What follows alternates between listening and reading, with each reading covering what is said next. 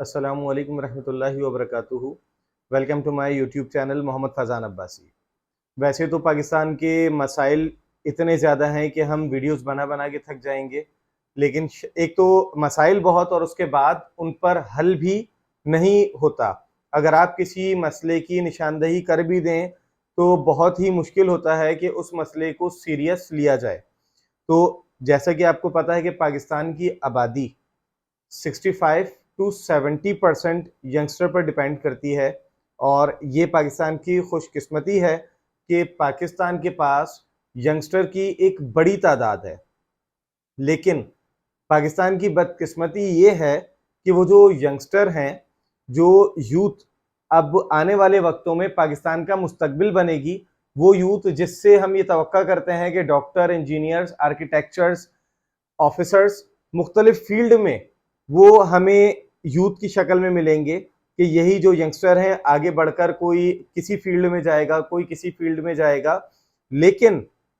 हम चंद एक टाइम से बहुत स्पीड से देख रहे हैं कि इवन के ख़ास तौर से तालीमी इदारों में भी हम देख रहे हैं कि मंशियात बहुत ज़्यादा आम होती जा रही है और मंशियात के आम होने का रिजल्ट ये आ रहा है कि आज से कुछ सालों पहले तक के हमें शादिर व नादिर कोई इस तरीके के लोग दिखते थे जो कि नशा कर रहे होते थे, लेकिन अब ये हकीकत है कि आप अगर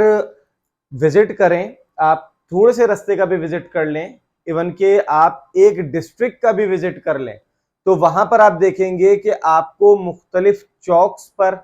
मुख्तलिफ चौराहों पर, मुख्तलिफ मार्केट्स के बाहर बाकायदा, ऐसा नहीं कि बहुत ज्यादा एजड लोग, एक नॉर्मल एज के लोग नशे की हालत में धुत दिखेंगे। और ऐसा नहीं कि ये बात मैं हवा में कह रहा हूँ, मैं ज्यादातर बात वो करता हूँ जो पहले मैं देखता हूँ, खुद रिसर्च करता हूँ, उसके बाद उस चीज को, उस टॉपिक को हाईलाइट करता हूँ और उसके ऊपर निशानदेही करता हूँ कि शायद के हमारी वीडियोस के तवज्जुह से हकाम वाला तक के ये बात पहुंचे। हो ये रहा है कि ये मंशियात की लत बहुत स्पीड से फैल रही है और मार्केट्स तो मार्केट्स, कॉलेजेस, यूनिवर्सिटीज बहुत स्पीड में इसकी लिपेट में आ रहे हैं। और यही वजह है कि यूनिवर्सिटीज लेवल के ऊपर एंटी नार्कोटिक फोर्स ने अभी रिसेंटली कराची यूनिवर्सिटी के अंदर भी सेमिनार कंडक्ट किया था, जिसके अंदर मंशियात के नुकसानात के बारे में बात की गई थी।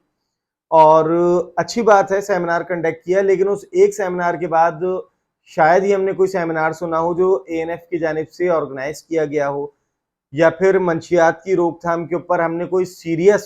स्टेप देखा हो, हमने district wise anti narcotic force को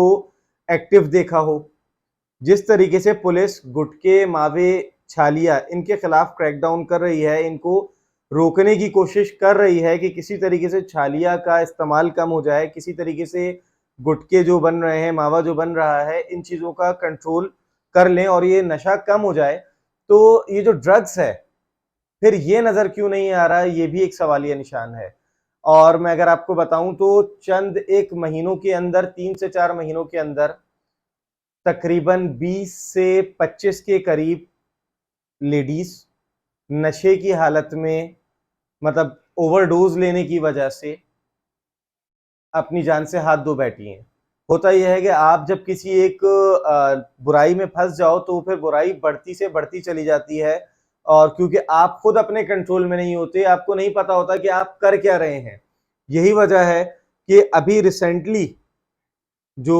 2 डेड बॉडीज मिली हैं लेडीज की फार्म हाउस से, फार्म हाउस को तो खैर सील कर दिया गया है, वो फार्म हाउस भी किसी सरकारी ऑफिसर का था, और जिसको रिसेंटली आप नेट पे भी अगर सर्च करें, आपको लगता है कि मेरी बात गलत है तो आप नेट के ऊपर सर्च कर सकते हैं। एसएसपी, स्पेशल सिक्योरिटी यूनिट के जो एसएसपी हैं, उन्होंने इस केस को हैंडल किया है। और जब देखा गया है तो अब बहुत ज़्यादा हो ये रहा है कि प्राइवेट पार्टीज ऑर्गेनाइज हो रही हैं, जो कि जिसके अंदर मेल फीमेल दोनों, पहले ऐसा नहीं होता था लेकिन अभी पार्टीज बहुत ज़्यादा कॉमन होती जा रही हैं और ये पार्टीज ज़्यादातर फार्म हाउसेस पे ऑर्गेनाइज की जा रही हैं। अभी रिसेंटली जो कंबल में लिपटी हुई लाश मिली है लेडीज़ की, तो वहाँ से जो आपने कड़ी से कड़ी जोड़ी है, तो यही रीज़न सामने आई कि उनका जो मर्डर किया गया है, तो वो भी कोई ऐसा ही शख्साना लग रहा है कि लाश। अच्छा, इसके अलावा जब इन्वेस्टिगेट किया गया तो पता लगा कि बहुत सारे फार्म हाउसेस पे ऐसा भी हो रहा है कि जो डेथ हो जाती हैं तो उनको शो ऑफ नहीं किया जाता, उनको दिखाया नहीं जाता, खामोशी से उनकी तदफीन कर दी जाती है ताकि मामला दब जाए। और ये अगर हम थानों से रिपोर्ट लेना चाहें तो हम आसानी ये रिपोर्ट्स ले सकते हैं, लेकिन बात यह है कि जो पार्टीज हो रही हैं तो ऐसे में जो हमारे इदारे हैं उनकी खामोशी बहुत ज़्यादा एक सवालिया निशान है। और ख़ास तौर से तालीमी इदारों में बढ़ती हुई मंशियात ये बहुत ज़्यादा लम्हा फ़िक्रिया है,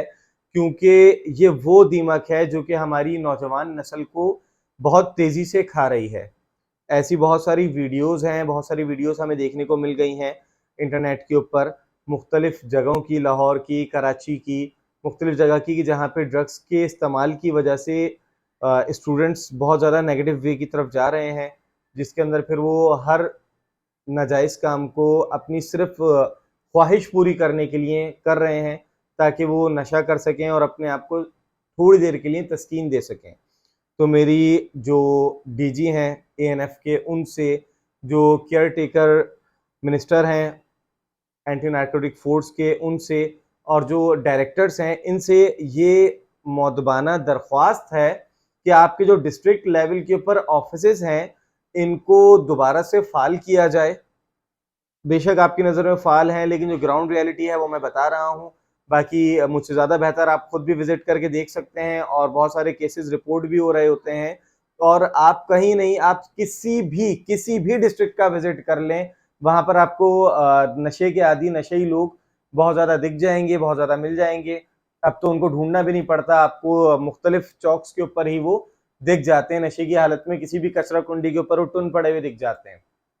तो आप अगर इस चीज़ को आज कंट्रोल नहीं करते तो इसके नताइज बहुत ज़्यादा संगीन हो सकते हैं, क्योंकि एक तो पहले ही पाकिस्तान बहुत ज़्यादा क्राइसिस का शिकार है, उस पर से ये मंशियात, ये नशे की लत, शायद कि हम बहुत ज़्यादा ही ख़तरनाक सूरत हाल की साइड पे जा रहे हैं। तो मैं हुक्काम वाले से दरख्वास्त करूँगा कि जहाँ और मसाइल की तरफ देखा जा रहा है, पॉजिटिव वे में उनको सॉल्व करने की कोशिश की जा रही है, तो मंशियात के मसले को भी बहुत ज़्यादा सीरियस लिया जाए, क्योंकि ये पूरी कौम का मसला है। अल्लाह हाफ़िज़।